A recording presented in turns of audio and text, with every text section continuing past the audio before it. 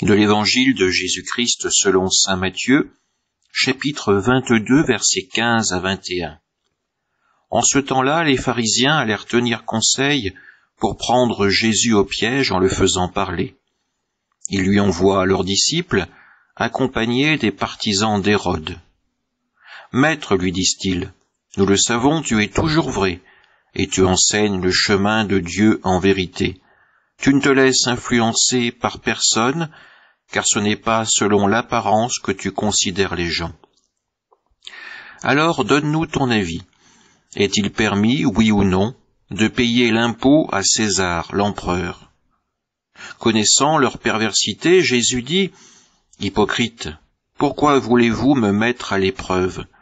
Montrez-moi la monnaie de l'impôt. » Il lui présente une pièce d'un denier. Il leur dit : « Cette effigie et cette inscription, de qui sont-elles ? » Ils répondirent : « De César. » Alors il leur dit : « Rendez donc à César ce qui est à César, et à Dieu ce qui est à Dieu. » Acclamons la parole de Dieu. L'évangile de ce dimanche tourne autour de cette question. Est-il permis de payer l'impôt à l'empereur ? La réponse de Jésus ne se fait pas attendre. Ceux qui l'interrogent ne sont que des hypocrites. Pourquoi ? Vous l'aurez deviné tout simplement parce que cette question n'en est pas une. Si les pharisiens se sont interrogés à ce sujet, il y a longtemps qu'ils ont trouvé la réponse. À Jérusalem, il est tout simplement impossible de ne pas payer, sauf si l'on désire devenir hors la loi. Pharisiens, scribes, prêtres ou encore partisans d'Hérode, tous payent cet impôt. Et d'ailleurs, Jésus ne le condamne pas. Les pharisiens sont encore hypocrites, car ils le savent, leur question n'en est pas une, c'est juste un piège grossier tendu à Jésus. On prend des pincettes pour s'adresser à lui. Maître qui dit toujours vrai, qui enseigne le chemin de Dieu. Tout cela pour mettre Jésus en confiance et mieux le piéger.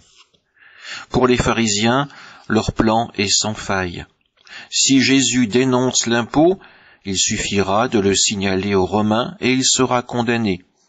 Si Jésus conseille de payer l'impôt, alors il sera perdu aux yeux du peuple. Il ne sera qu'un collaborateur de l'occupant et ne pourra jamais être reconnu comme le Messie.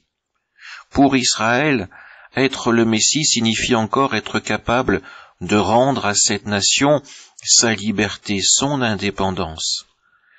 Mais le piège va encore plus loin. Jésus a déjà déclaré être le Messie. S'il se dédie, alors il mérite la mort pour blasphème. Jésus pourrait répondre à ce piège par un autre piège, et ainsi perdre les pharisiens devant la foule. Mais le Fils de Dieu n'est pas venu pour tromper, mais pour annoncer la vérité de Dieu, et c'est ce qu'il fait par sa réponse. Rendez à César ce qui est à César.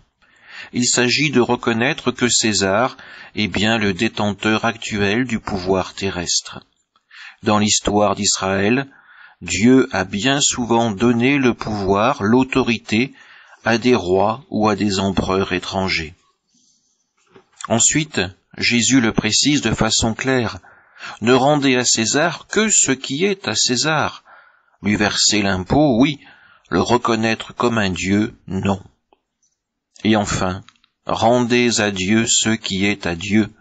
Et là se pose une question d'importance. Les pharisiens seront-ils capables de rendre à Dieu ce qui est à Dieu ? Sauront-ils déjà reconnaître Dieu ? Sauront-ils reconnaître en Jésus le Fils de Dieu ? Les pharisiens, comme nous, doivent comprendre que César n'est que César. Les rois de la terre d'aujourd'hui, que sont les dirigeants de grandes entreprises, les hommes politiques ou des vedettes, ne sont en réalité que de tout petits roitelets qui se gavent de leur orgueil. Notre prétendue royauté terrestre n'est que passagère. La seule royauté que nous devons viser est celle que le Christ partagera avec nous dans son royaume, royauté de charité et de miséricorde. Amen.